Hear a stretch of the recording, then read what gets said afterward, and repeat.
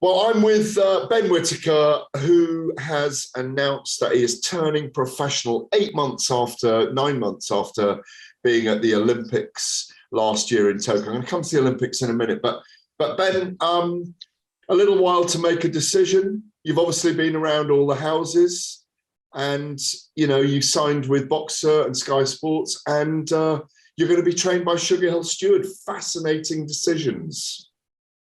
Yeah, it's been a crazy whirlwind, to be honest. I think I was a man in demand, and it's a privilege to be in that position. It was humbling to be in that position, but I just made the right decision for me and my family. The first things first, I got a good lawyer, good accountant, good management team, and we just went with Boxer because I just felt like it was the right fit for me. Why and how Sugar Hill Steward then? I mean, I think it's a great addition. Obviously, the Kronk Jimp style, the kill or not be killed, the explosive hands. Presumably, that's to add to your silky skills as a boxer. 100%, you hit the nail on the head there. Everybody knows me as a beauty. Hit and not get hit is the game, but the entertaining sport, they want to see knockouts now. And I've always grew up on the Kronk style. I really love Tommy Hearns, Gerald McLean, and those type of fighters. And I was just doing my homework, really. I was going to different gyms, trying different coaches, and there was all great coaches, but it just wasn't the fit for me. And I thought, what do I actually need to add to my game? I need to add a knockout. I need to bring a teacher involved, and Sugar Hill ticked all those boxes. So it's a great partnership. So we'll probably be seeing you doing a bit of body sparring if Tyson Fury comes back. You'll be something like that. Something like that. But I'll tell Sugar to keep his top on as well. He's moving a bit wild with that. It's funny. No, and it's come at the right time because Tyson Fury. We all believe he'll come back for the fight for the undisputed title, but you can get a lot of care and attention. It's not like you're sharing him with Tyson Fury at the moment. Like, it's not a bad man to share him with because I'm trying to pick up some knowledge. But like you said, I'm in a really good position where some gyms I went to, there's a bit too many fighters. So would I get that time I needed? Where at the moment I think I'm only with Sugar's fighter now. So what a great position to be in, and he'll give me all his attention and care. So I can't really. He's fell in the right place for me at the right time. And where will that be? Will that be here, or will you be over in the States? Where will you train together mainly? Yeah, I got the best of both worlds. So he's based in Miami and Las Vegas, so I wouldn't mind going out there with the son. But for my first fights, he's coming over to Birmingham, so I'll take him round. I'm the mayor of Wolverhampton, so I'm sure he'll be looked after fairly. You're a bright man, though, and you know that the very best boxers, the guys that have gone to world level and stayed there, have kind of finished their education by boxing in America, Puerto Rican styles and the slick street black African-American street styles that are handed down over the generations, and the great trainers, the Eddie Futches of this world, the Virgil Hunters, all those guys, and obviously the Stewards and the Kronk Gym, but also that, Mexican styles, that all the styles are over there. And I think it's one of the things that over the years I've heard from a lot of fighters is that there is more to offer. Rather than bringing someone over, it's kind of an education being in an American gym where there's 5 guys coming in the morning. You don't even know who they are, and they want to take your head off. Oh, you hit the nail on the head there. I remember I was in one camp with Keyshawn Davies, Olympic silver medalist, and I found it quite funny, if I'm honest. There was 2 guys warming up, and the coach said, "Who are you guys?" And I was like, "Oh, we just come for sparring." And he said, "What have you done before?" He goes, "I've not had no fights." And he said, this is in the ring. It's Keyshawn Davis, Olympic silver medalist." And the kid was like, "So, I'm here to work." And I really loved that mindset where sometimes in England, people, they know who you are. They don't want to get embarrassed, where in America, they're there to prove themselves. And I'm very privileged to be in a situation where I can get that type of work in, because it's quite hard to find that type of training nowadays. And I think that's how you get better with those type of people and those type of mindsets around you. Did you ever see that Keyshawn Davis and the other guys sparring in the end that day then? Yeah, it didn't go the best. It didn't go the best. Keyshawn looks really nice and sharp. But to me, it's all about mindset. And the kid had no fights, and he got in there and wanted to prove himself. So to me, that's a champion in itself, getting in there with someone of Keyshawn's caliber and wanting to try. So to me, hats off to him, but it didn't end the best. You're 24, you've been boxing a while. Just take me back to the beginning. I think that was your father with you the other day. I saw you with outside. Yeah, it was, yeah. He's a big guy, isn't he? Yeah, he's had a bit too much dumplings and curry goat. No, but I mean, he's a big man as well, but he's Yeah, a big man. he's a big man. He's a big man. So everyone keeps saying eventually when I fill out, I'll probably move up to cruiser or super heavyweight. But as of now, I'm pretty decent at a light heavyweight. Take me back to where it all began. Like why you didn't go into football maybe or rugby. How boxing captured you. Yeah, great question. Truthfully, I tried all sports. I did dancing, cricket, rugby, you name it, football. I tried them all. And I think that's how most athletes start out, trying everything. But for me, the sport of boxing, you win, you lose, it's down to yourself. I really like that. If I've put the road work in, if I've sparred hard and I've done it all, I know I can win.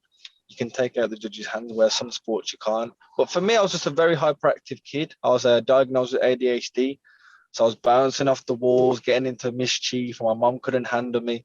So my dad said the best thing for him, we're going to take him down to the gym, probably get beat up in sparring, but he will learn with some discipline. And I came out with flying colours, had my first fight, and never looked back really. Really. It's molded me to the person I am now, and it's gave me that outlet to get my energy out of me. So it's good. So the last bits of your amateur career, I loved your comments at the Olympics. It pains me to say it to you because you'll probably have an expression on your face. You won silver, but you said, actually, no, you don't. You lose gold. Like silver is first, second, basically. 100%. I think that's a great statement as well. Is that a lot of people wanted me to change what I said, but truthfully, that's how I feel. I'm a winner at heart, and boxers, we go into that ring to win. If you go in there to lose, you're in the wrong sport. So I think that mindset and intent I have, if I keep that with me, I'm sure I'll go far. So do you think you'll always look back on your Olympic career with disappointment then?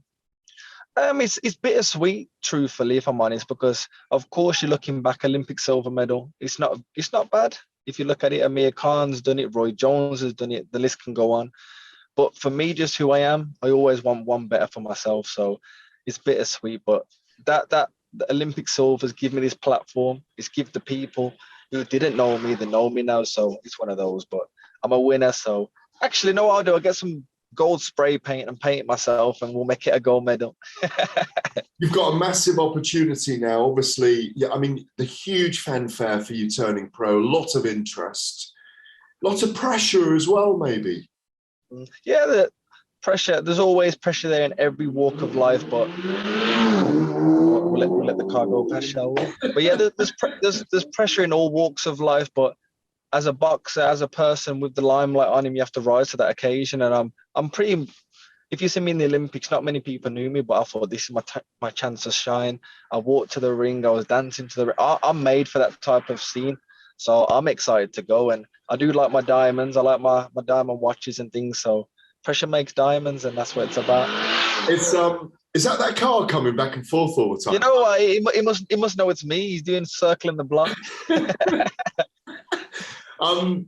Great division to be in, 175 pounds. Not just globally, obviously Bivol with a fantastic performance at the weekend against Canelo Alvarez, Artur Beterbiev, Joe Smith. But then we've got over here, I'm not going to ask you about it in a minute, Joshua Buatsi, Craig Richards, Callum Johnson, Callum Smith, Dan Aziz, I'm forgetting someone here, Anthony Yards, Lyndon Arthur.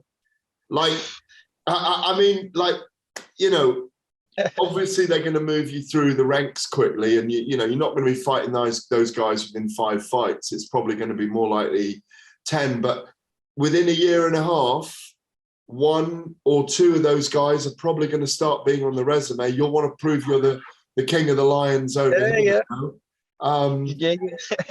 want to prove that you're the top dog, and like you said, it's what a time to be a light heavyweight. I remember back in the day, if someone mentioned light heavyweight, it's one of those weights where who's there really? There was like Adonis Stevens. Oh, he's back again.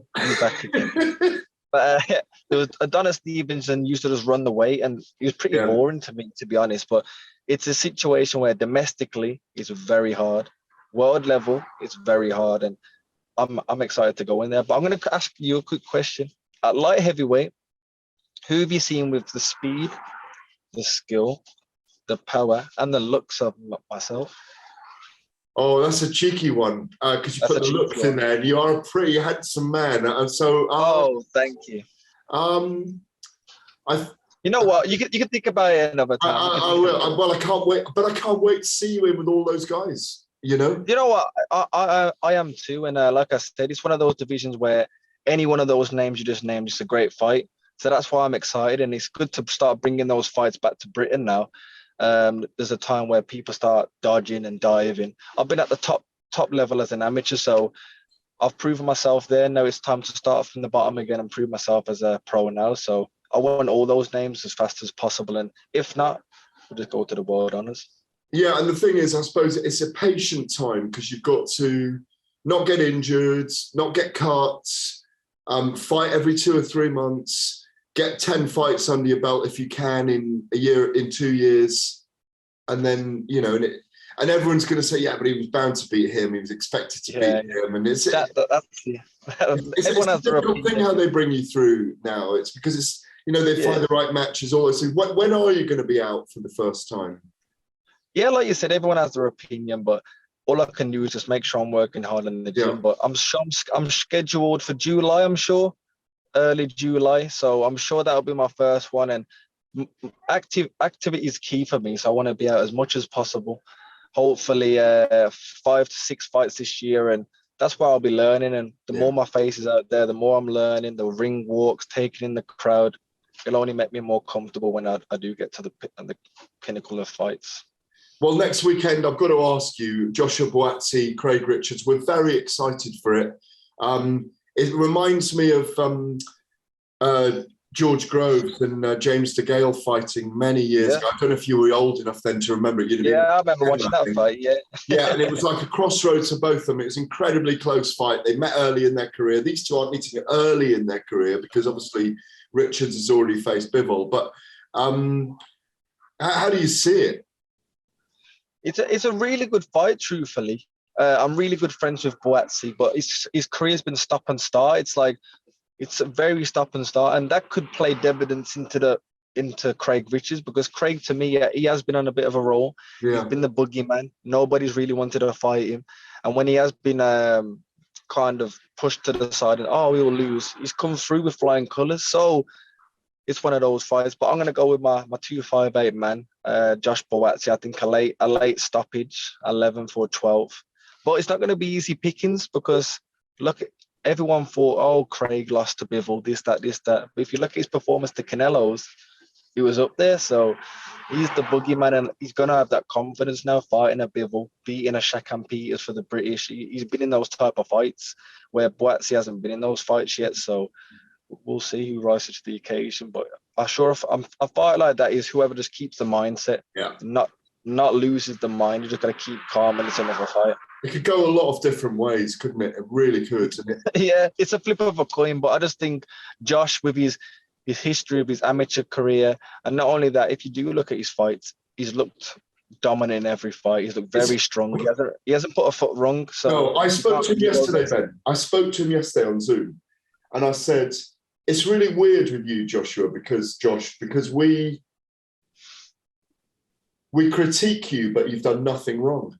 Because he hasn't put a foot wrong.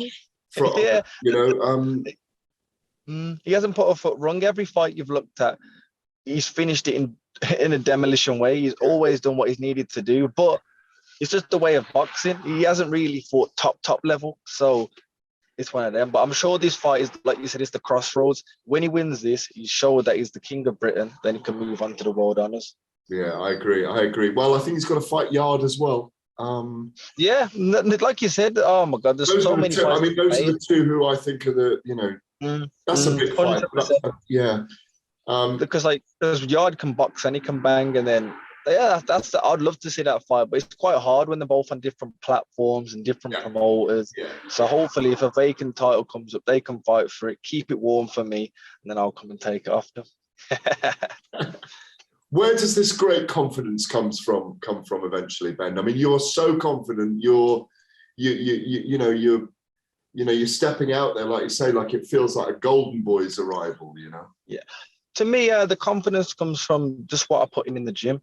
I talk like this because I know what I do. 6 in the morning, I'm up swimming or training. If I get bored at 1 in the morning, I'm going for another. I do everything I can to make myself talk like this, and that's how the greats have done it. If you look at Muhammad Ali, he was up early working, late nights in the gym, and then to modern day, look at Mayweather. He was always training, and it allowed him to talk the way he can talk. Of course, I'm not saying I'm one of those, but I'm sure in my own way, Ben Whittaker will be the star of Britain and then the star of the world. But my mum always said I'll be a star, so I've just got to shine bright like one. The reason I didn't see you at the press conference this week was because I was with Larry Holmes in London, yeah? And, He's a great. and he said exactly that. He said, the main thing, I said, what's the main thing about boxing today? He said, there's not enough of them totally dedicated to it. Not drinking, not smoking, doing the work. And like you just Exactly. said, and he was saying it while you were having your launch this week. You said it all, you've underlined it. We cannot wait to witness your career. It's going to be a great time. Great time. Thank you, bro. I'm excited. Like you said, I don't drink. I don't do anything like that. So it's all for me to lose, if I'm honest. I've got the platform now. I've got the backing from the platform. I've got my great management team there. Everything's there for me to lose. So I just can't let it slip now. I've just got to make sure, like I said, I'm here sweating because I finished the gym. I'm making sure I leave no stone unturned. And come July is the start of something special. That's my debut. And everyone don't blink because it's going to be something special. Well, we are looking forward to the journey. Thank you so much, Ben. Great to see you. Thank you very much, big man.